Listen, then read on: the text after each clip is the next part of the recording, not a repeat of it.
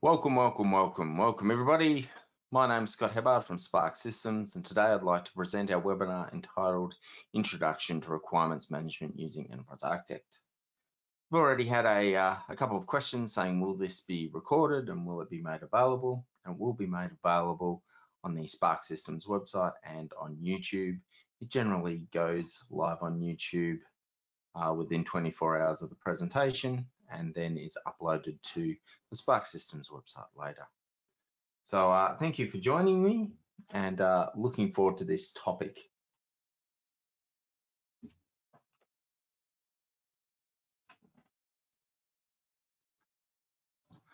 So Enterprise Architect provides a comprehensive set of tools for requirements management and activities associated with discovering, visualizing, evaluating, recording, validating, and reporting on your project requirements.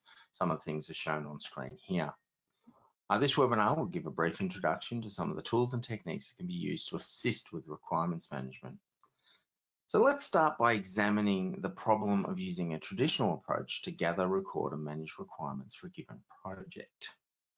So enterprises often use a variety of flawed techniques for recording project requirements, which include writing notes on paper or post-it notes, brainstorming ideas on whiteboards or butcher's paper, and then taking all of these ideas and trying to allocate them into logical groups and swim lanes. Sometimes people use whiteboards to document meetings and have discussions where the outcomes are not necessarily recorded. There are other organisations that use separate files and documents that do not support traceability or auditing or baselines. Managing requirements using a variety of documents and spreadsheets, which often leads to teams having to use multiple tools and networks, which in turn leads to incompatible documents. And then you have the problem of which report is up to date. At the end of the day, many of these great ideas and corresponding intellectual property are lost forever. So there are a number of problems with the traditional approach, including requirements that are not well documented. Reports are often out of date the moment they're filed. There's a risk of losing knowledge when staff leave, and those requirements are not traceable to strategy, corporate goals, or company policy. So what you need to do is use the right tool for the right job. So Enterprise Architect allows you to work as you always have done, will allow you to create understandable specifications, empower you to drive downstream activities, make subsequent projects faster, and retain a history of decisions and implementations, which is really important. So what we are proposing is that we retain all of our knowledge in Enterprise Architect, and that's what we do here at Spark Systems. So specifications come out of dusty drawers, they're maintainable for years. The minute changes are made to the repository, you have live access to that information. And you can work the way you always have. So you can take your post-it notes and put them into a requirements element on a requirements diagram. And I'm going to show you how to do that.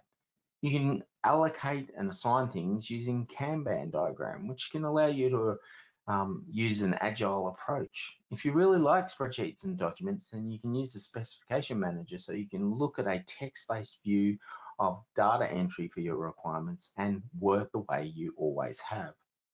Enterprise Architect also has one tool with lots of collaboration features, including model mail and journals and reviews and discussions. So you can discuss elements together as a team, and all of those documents and details are maintained and kept in the one place at one time. So the very first thing we're going to have a look at is a requirements diagram. Now you can see that the requirements diagram allows you to look at a hierarchical view of all of your requirements in a single place. Now, I like to set up my interface so that I have my notes and my properties on the right-hand side. So whenever I select a requirement on a diagram, I can automatically see who wrote the requirement, what version number it is, what its status is, and the notes for that particular requirement. I find it nice and easy to view requirements this way. And we're going to talk about some of the features that Enterprise Architect has that allows you to manage a large number of requirements. You'll note that every time I select a different requirement on screen, it's context sensitive, and the properties and the corresponding notes are automatically updated on the right of screen. Now, this visual approach allows you to see what requirements are connected to one another. So we can see for requirement number 11, manage user accounts, it depends on add users, remove users, reports on user accounts, and secure access. You can see that I can add an alias and keywords for each of my requirements. I can see the status, and that status is automatically shown in the status colors on the diagram. And a little bit later, I'm going to show you how to update and how to configure those status colors so that you can, at a quick glance, see what status each requirement on a diagram is allocated to. So when you see I switch from approved to mandatory to proposed, you'll notice that report on user accounts keeps changing color. So it gives you a quick visual indication of the status of each requirement on a diagram at a glance. And that's one of the great things about Enterprise Architect is it makes it very easy to modify things such as difficulty, status, version, alias, keywords, and to update this information in a couple of seconds. So when you're working with a large number of requirements, it's quite a powerful approach in order to view and manage requirements. Next thing we're going to have a look at is the glossary, and a glossary is quite important because often when you're dealing with requirements, you want to remove ambiguity. And one way you can remove ambiguity is to have a glossary of defined terms, be they scientific or business terms, that you can specify in Enterprise Architect. So whenever they are used within your requirements, there's a link to that glossary term with a complete definition. So for example, we can have book as a literary term, and then we can provide a meaning. Now, I've seen some companies use this for business terms. I've seen some companies that create requirements that use legal terms and have all of the legal terms defined in a glossary so that they are always there and always available to every team member so that nobody gets lost and nobody has a misunderstanding about what important key terms are. Now, it's very easy to create a glossary term, and you'll note that I simply brought up the glossary window and I can enter some text and enter some details. And then whenever these words appear in your requirements, they are automatically underlined. So I have created the term accounts. So now if I select an element, you can see in the notes that accounts is underlined. And if I click it, it will automatically bring up that glossary term. So this is about making sure there is no ambiguity in the description of your requirements and being able to manage that resource. Now, let's say you have hundreds of requirements on screen and you want to find things quickly. Well, Enterprise Architect makes it easy to filter your requirements to find things as quickly as possible. So under the Layout tab, you can see that currently filtering is set to off, but I can set my filter to filter by version, and I can look for all elements on screen that are version 2.0. I can also say all items that are not equal to 2.0. So I can quickly go through hundreds of requirements and I can find items that have a certain priority, a certain version, that are written by a certain author, or if they contain particular keywords. This allows me to very rapidly find the requirements that I need, no matter how big the diagram is. And that makes it a powerful technique and approach to manage and find things when you need them very quickly. So here I've looked for everything that contains keyword store. So if I'm working on a piece of software and I want to find a particular feature set and all of the requirements have those keywords in them, then I can drill down and find those elements. The next thing I'm going to look at is a requirements checklist. So within some organizations, requirements have to attain a certain set of values. They might need to be atomic, attainable, cohesive, complete, current, independent, modifiable, unambiguous, and verifiable. So We can create this checklist by just simply bringing up the toolbox, and under the requirements toolbox, there is an item called requirements checklist, and we can trace to that checklist. Now, not only do we have this set of defined terms, but this can be modified. So you can add items, you can remove items, and you can create your own checklist for each requirement that adheres to guidelines for your organization. So for example, I've created an informal one here called checked by boss, so that every single requirement has to be checked by the boss before it can actually be approved. You can see you can move items up and down in the list, and you have a simple checklist, and this information is then stored in the repository, which is live and available to everybody in the organization. So what we've had a look at so far is looked at how to create a requirements diagram, looking at a glossary, being able to filter elements on screen, and being able to use a checklist so that our requirements meet our particular needs.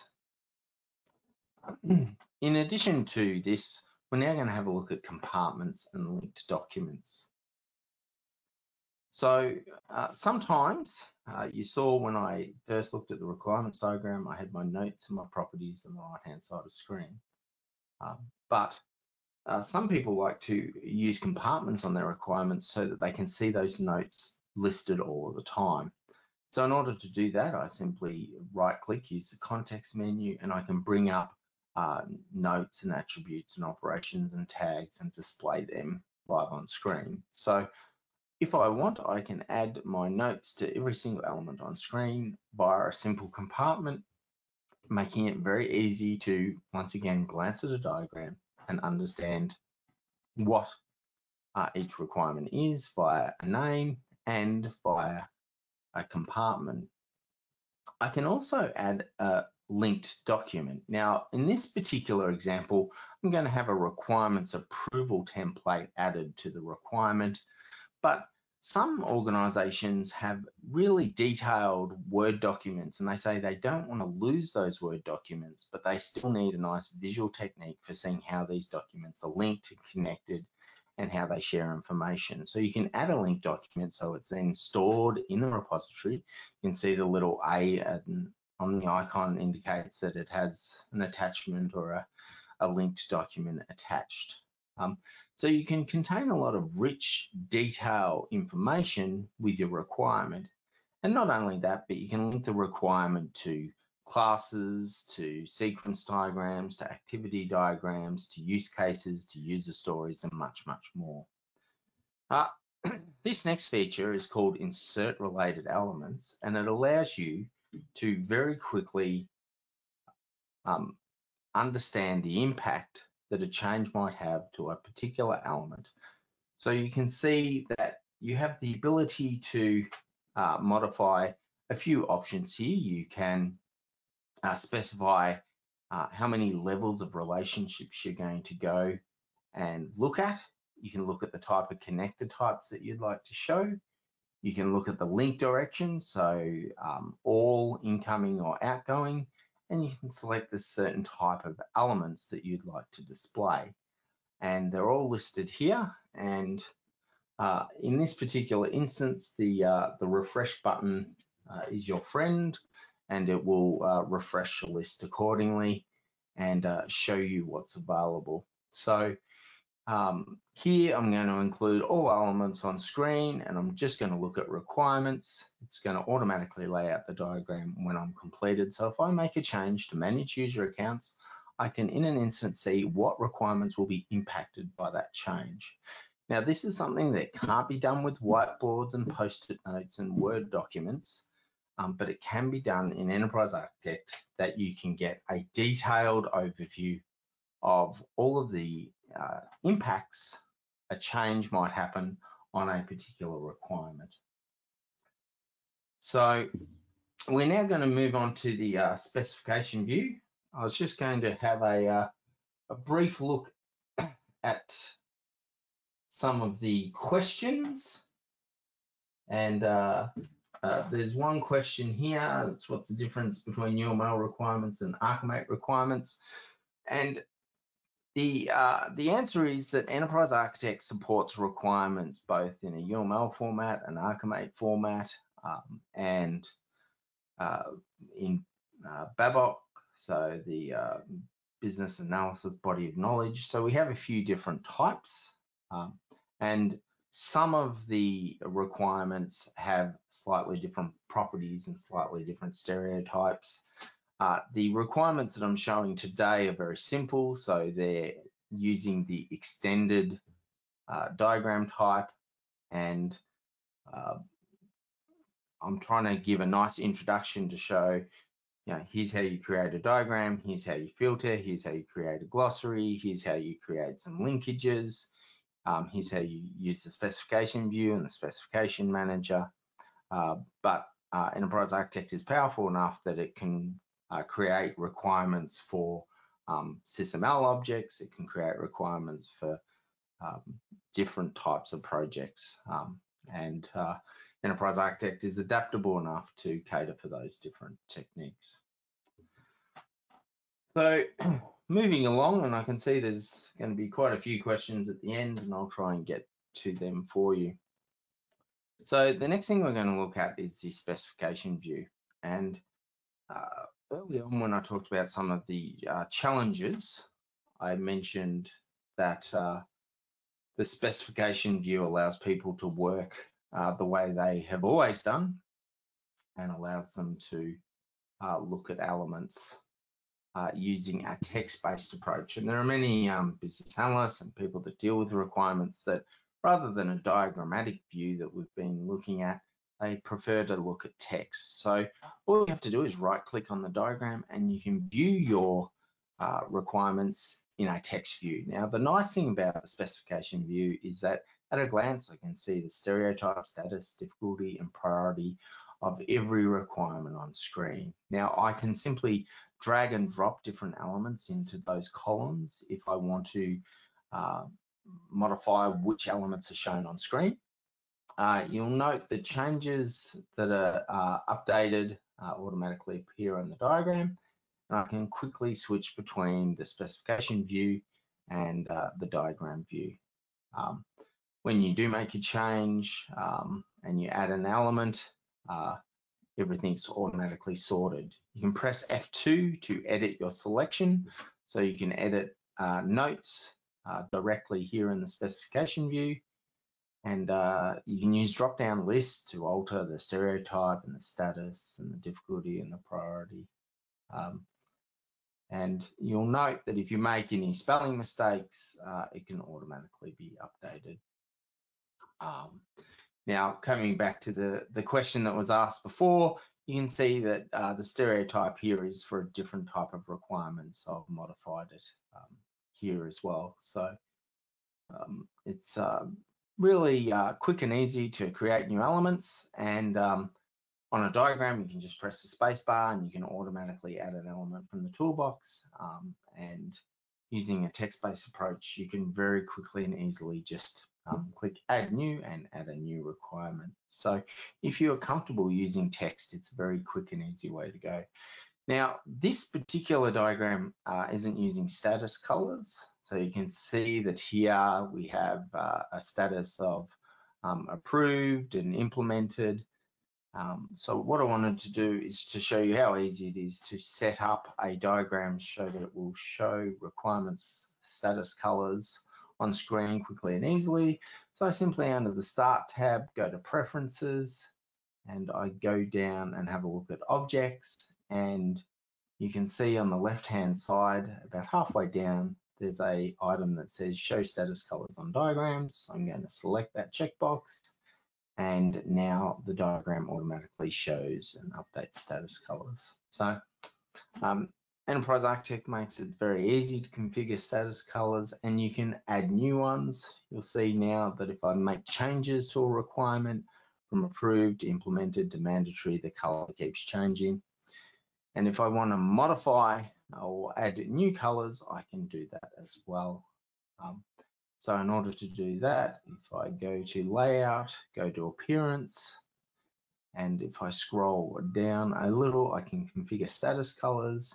And you can see it's very easy here to create your own status types. So if you have requirements with a legal status, for example, or if your organization wants requirements to have approved by status or checked by status, you can do that as well and implement it all here. And you can create the new status. You can give it a name, a status name, a description, set an appropriate color, and it's all very easy to do. So once again, Enterprise Architect provides a range of different tools that allow you to manage every aspect of the requirements management process, from understanding the status of a particular element, being able to filter based on those status elements, by linking to glossary terms, by making it easy to show notes,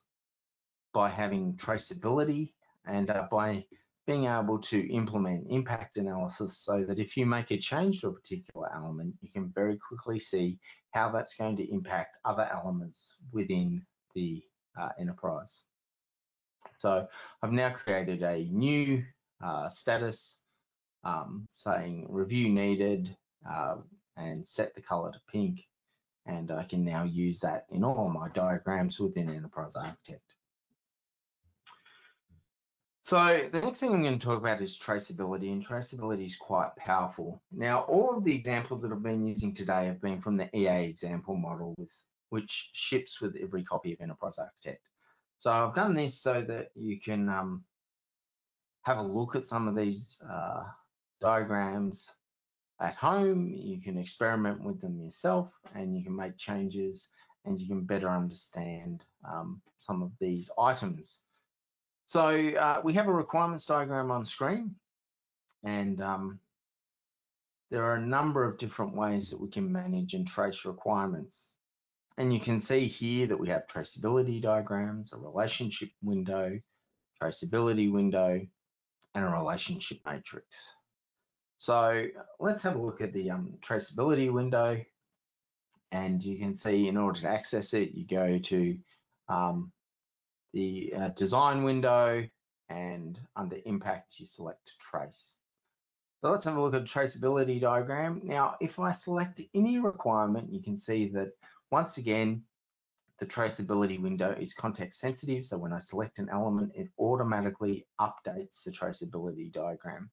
So for secure access, I can see that it's realized by a use case there called login. I can find any element there in the project browser, or the browser as it is now called. I can find it in diagrams, and I can access the properties of any element.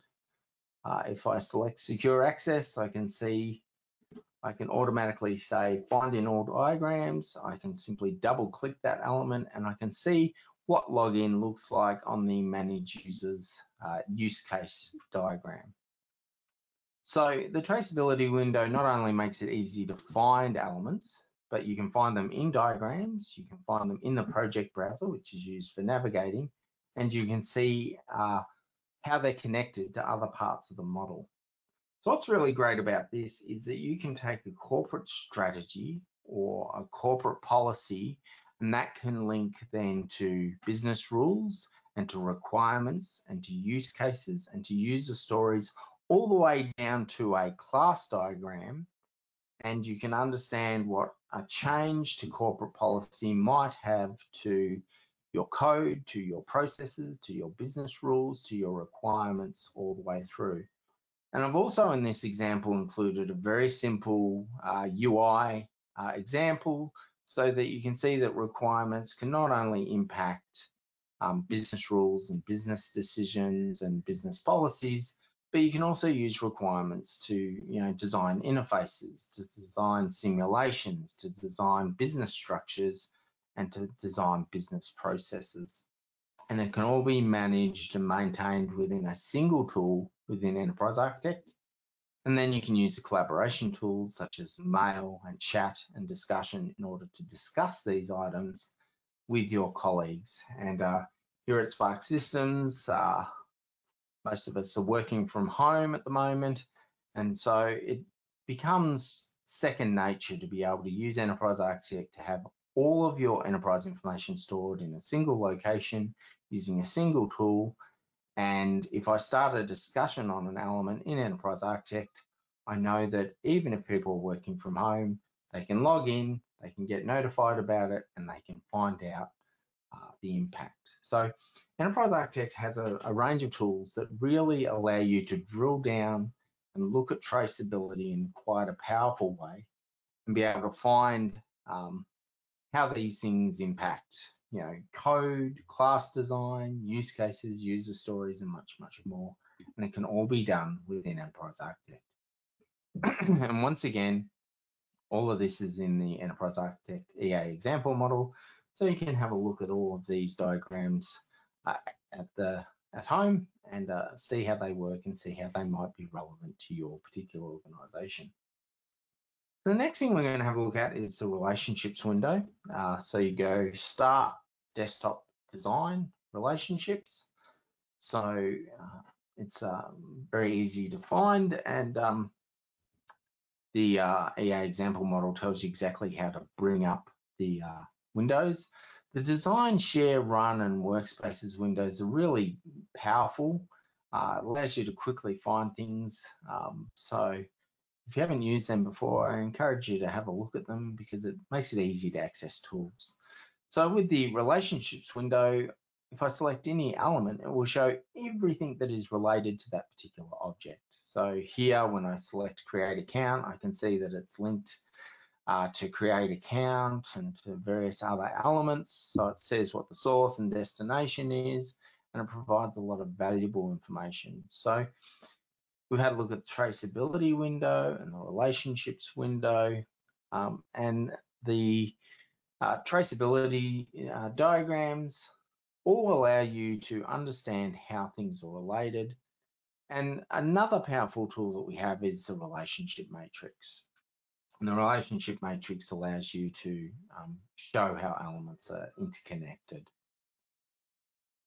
So the next element that we're going to have a look at is on our website. We have a library, and if you click on view the entire library, there's lots and lots of information about guidebooks and product information and how to do modeling, how to look at model validation. And I just wanted to point out that there is a document here on requirements modeling. So if you're thinking, how can I find out more? How can I read more so that I can get up and running with requirements from home? Well, there's a nice detailed document here that will cover many of the things that I've talked about in this webinar. So for example, it will show you how to use a relationship matrix, how to set up requirements properties, how to build a requirements diagram, the scenario, how to create baselines, and looking at various elements all online. And I like to point out some of these resources because it makes it a little bit easier to get up and running. And this introductory webinar is designed to help people get started and understand some of these things. So I've probably gone through quite a bit of information in this session. And what I'd like to do now is just jump to a few questions, and I will try and assist people and answer some of those questions. And I can see that we have lots of passionate people that have asked lots of questions, so I will jump in. So there's a question here saying, does EA work with external requirement management systems? And the answer is yes. So we have, through the Pro Cloud Server, Enterprise Architect will work with things like Jira, and there's MDG integration to work with products like Doors and things like that. One of the reasons people love Enterprise Architect is that it can do the requirements management, it can do the traceability, it can do the collaboration, the communication, the email, the model mail, all in a single tool. Sometimes people have requirements in an external product such as Jira or Doors, and they want to be able to pull that in and be able to use it so that they can model it and link it to corporate strategy, to use cases, to user stories, and to lots of other elements to do the modeling, the design, and the documentation, and then push it back out. And while we haven't covered it in this particular webinar, Enterprise Architect does allow you to work with some of those tools and to make the most of that. There's a question from Tim that says, can I keep a record of changes to a requirement? And yes, you can. Enterprise Architect supports auditing and baselines. So you can create a baseline and you can see what changes have happened to the model. And you can turn auditing on, and you can record any changes to a requirement.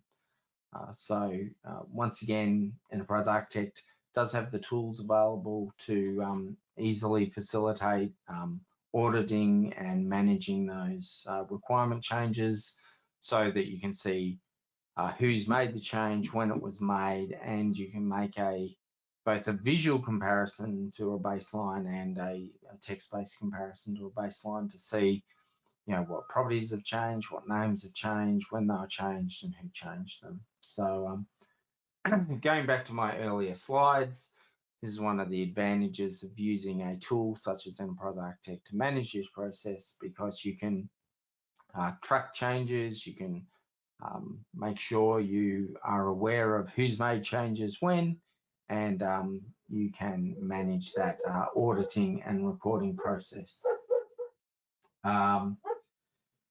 There's a question here about what about user stories?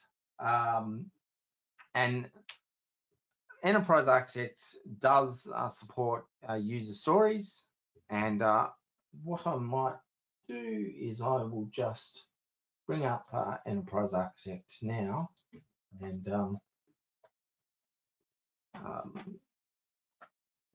cover this. So Enterprise Architect is really, really good with user stories, with use case scenarios.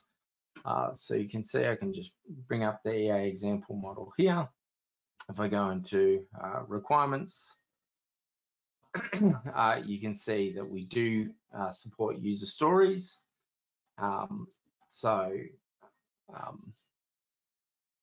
can view the properties, and so we do support use cases, we do support user stories, and all of that is also available within Enterprise Architect. There's another couple of questions here saying, will this session be recorded? So yes, it will be recorded, and it will be made available via YouTube and the Spark Systems website. And there's a question about the scope of the webinar, about talking about auditing and user stories and a few other elements.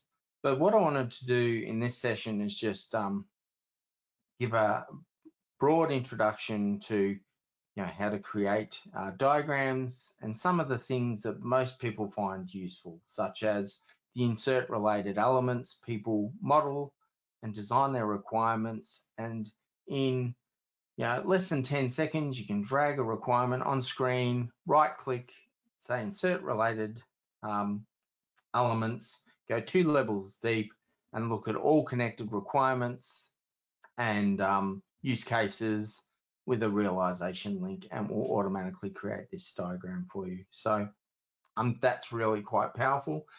There's also a couple of questions about documentation and how you can get some of this information into a report.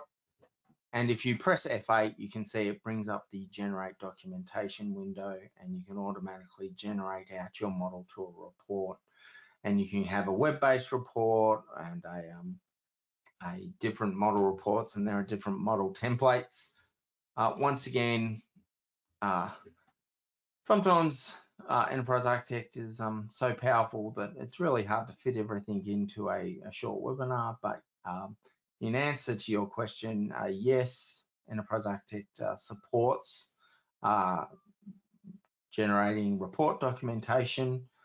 But the other thing that Enterprise Architect does is it works with the Pro Cloud Server so that you can provide this information in a web-based format so that you can access the information live in real time anywhere around the world over the web via the Pro Cloud Server. So that is also another webinar topic that we can drill down into, but one of the problems with a traditional approach is that often a report becomes out of date the moment it's printed.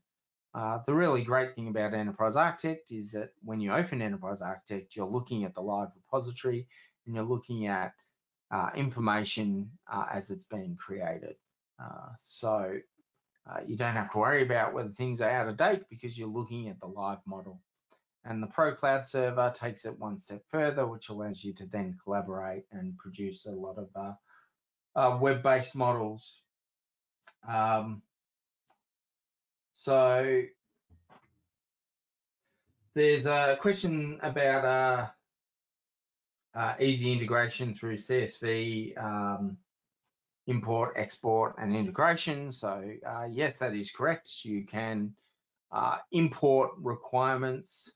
Now we have a Microsoft Office importer tool, which allows you to bring requirements in from Word and Excel. We have CSV import, so you can import requirements from CSV and bring them into the system. And you can export it as well. And as I talked about, there are a number of different integrations. So one of the reasons it takes a little bit longer to get this published on the Spark Systems website is that we need to answer a lot of the questions. So when I respond to these questions, I'll provide links to other webinars and resources in our BA series where we've looked at importing requirements, integrating with Prolaborate and with Pro Cloud Server, and I'll provide some additional resources there. There's a question here, what version contains this feature? So right from the beginning, Enterprise Architect has been at its core, a UML-based requirements management tool. But obviously, with later versions, you have some of the enhancements such as filtering and glossary and some of the updated techniques. But yeah, Enterprise Architect has always been a very powerful tool for managing requirements. So this is version 15.2, and that's what I've been using today.